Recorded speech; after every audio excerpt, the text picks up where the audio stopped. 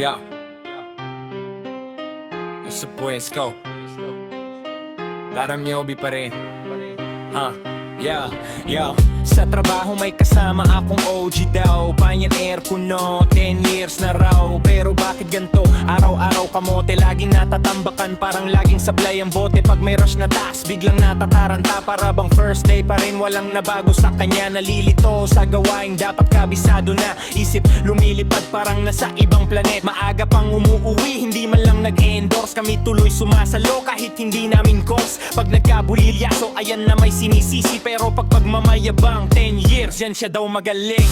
Dekada na pero lutang pa rin. Trabahong basic pero laging bitin. Sabi niya veteran pero moves pang baguhan. Kami ang sumasalo, siya ang unang tatawa. 10 years sa pwesto pero parang newbie pa rin.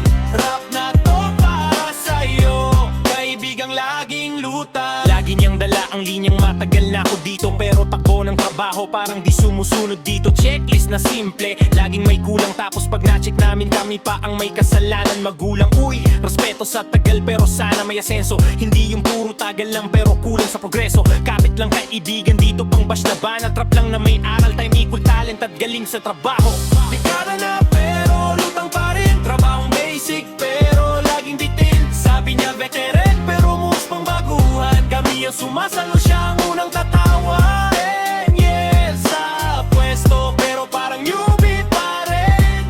Rap na to para sa'yo, kaibigang laging lutang. Ayos lang yan bro, pero sana mag-level up ka rin. Para next time, hindi ka na namin naaalalahanin.